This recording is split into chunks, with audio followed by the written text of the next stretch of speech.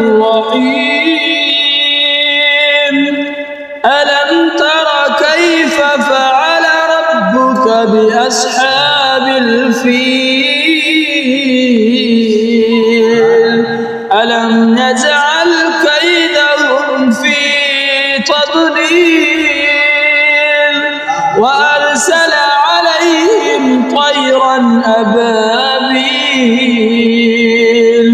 ترميهم بحجارة من سجيل فجعلهم كعصف مأكول.